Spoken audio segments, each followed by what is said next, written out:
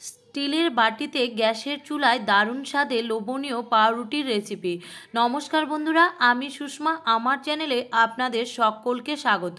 যদি আজকের এই রেসিপি ভালো লেগে থাকে তাহলে ভিডিওটিতে একটি লাইক করবেন আর চ্যানেলটিকে সাবস্ক্রাইব করে পাশে থাকবেন। চলুন তাহলে শুরু করা যাক আজকের এই রেসিপি। প্রথমে নিতে হবে একটা বড় মাপের গামলা, তাতে নিয়ে নিতে হবে ছোট বাটির 2 বাটি ময়দা। আপনারা এখানে গমের আটাও ব্যবহার করতে পারেন। ময়দাতে দিলাম পরিমাণ মতো লবণ আর দিয়ে দিতে হবে এখানে ইস্ট। এখানে চা চামচের 1.5 চামচ ইস্ট আমি ব্যবহার করেছি ছোট বাটির 2 বাটি ময়দাতে। দিয়ে দিয়েছি 2 চামচ সাদা তেল আর দিয়ে দেব 2 চামচ, চা চামচের 2 চামচ চিনি। এটা একটু মিষ্টি মিষ্টি হলে খেতে ভালো লাগবে। যদি মিষ্টি পছন্দ না করেন তাহলে চিনিটা অ্যাভয়েড করতেও পারেন। এবার শুকনো অবস্থায় খুব ভালোভাবে এইভাবে ঝরঝরে করে মিশিয়ে নিতে হবে। শুকনো অবস্থায় ভালোভাবে মিশিয়ে নেওয়ার পর এখানে গরম জল দিয়ে একটা ডো রেডি করে নিতে হবে। বন্ধুরা, আপনারা চাইলে গরম জলের পরিবর্তে কিন্তু গরম দুধও ব্যবহার করতে পারেন, তবে অবশ্যই গরম দুধ বা গরম জলই কিন্তু ব্যবহার করতে হবে। খুব বেশি গরম নয়, যাতে হাত দিয়ে ধরা যায় বা হাতে মেখে নেওয়া যায় সেরকম গরম করে জলটা বা দুধটাকে গরম করতে হবে। আর এরকম চিটচিটে একটা ডো রেডি করে নিতে হবে, হাতে যাতে লেগে না যায় এর জন্য 1 চামচ সাদা তেল দিয়ে আমি এইভাবে ঘুরিয়ে নিলাম। এবার হাতে মেখে নেওয়ার সময় লেগে যাবে না। এবার এই ডোটাকে এইভাবে দুটো হাতে ঘুরিয়ে ঘুরিয়ে একটা বলের মতন শেপ দিয়ে রেখে দিতে হবে। তো দেখুন, এখানে বলের মতন শেপ আমি দিয়ে দিয়েছি। এবার গামলাতে ঢেকে রেখে দিতে হবে 30 মিনিটের মতো। ঠিক 30 মিনিট পর ঢাকা খুলে নিচ্ছি। দেখুন, ডোটা আগের থেকে অনেকটাই ফুলে উঠেছে। এই অবস্থায় ডোটাকে আরও একটু এবার হাত দিয়ে মেখে নিতে হবে।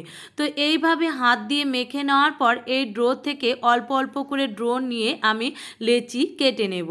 তো অল্প অল্প করে ডো আমি নিয়েছি আর এরকম স্টিলের বাটি নিয়েছি। এই বাটির মধ্যে ডোগুলোকে আবারও হাতের সাহায্যে ঘুরিয়ে ঘুরিয়ে রেখে দিচ্ছি।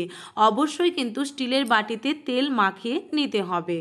তো বাটিগুলোকে তেল মাখিয়ে নিয়ে রেডি করে নিয়েছি। এবার এই বাটিগুলোকে আরও 15 মিনিটের মতন রেখে দিয়েছিলাম ঢাকা চাপা দিয়ে। দেখুন, বাটিগুলোর ডোটাও অনেকটাই কিন্তু ফুলে উঠেছে। এবারে এই বাটির ড্রয়ের ওপরে দিয়ে দিচ্ছি সাদা তিল। বন্ধুরা, এই তিলগুলো দিলে এই পাউরুটিটা খেতে অনেকটাই কিন্তু ভালো লাগবে। হাতের কাছে থাকলে দিতে পারেন বা নাও দিতে পারেন, এটা অপশনাল। এবার এই পাউরুটিগুলোকে বেক করার জন্য আগে থেকেই গ্যাসের চুলায় কড়া বসিয়ে দিয়ে একটা প্লেট বসিয়ে দিয়েছিলাম। খুব ভালোভাবে গরম হওয়ার পর বাটিগুলোকে আমি এইভাবে বসিয়ে দিয়েছি। এবার খুব আলতো হাতে একটা গামলার সাহায্যে ঢাকা চাপা দিয়ে রেখে দিতে হবে ঠিক 40 মিনিটের জন্য, গ্যাসের আঁচকে লো টু মিডিয়ামে রেখে। ঠিক 40 মিনিট পর ফিরে এসেছি। দেখুন, পাউরুটিগুলো খুব সুন্দর বেক হয়ে গেছে। ভালোভাবে বেক হয়েছে কিনা একটা কাঁটা চামচের সাহায্যে দেখিয়ে দিচ্ছি। দেখুন, কাঁটা চামচের গায়ে কোনোভাবে কিন্তু লেগে নেই। তো এবারে বাটিগুলো নামিয়ে খুব ভালোভাবে ঠান্ডা করে নিতে হবে। বাটিগুলো নামিয়ে নিয়েছি আর খুব ভালোভাবে ঠান্ডা করে নিয়েছি। এবার এগুলোকে খুলে নিতে হবে। একটা ছুরির সাহায্যে বাটির চারিদিকে এইভাবে ঘুরিয়ে নিলেই কিন্তু পাউরুটিটা অনায়াসে বেরিয়ে আসবে। বাটিটাও খুব পরিষ্কারভাবে বেরিয়ে এসেছে।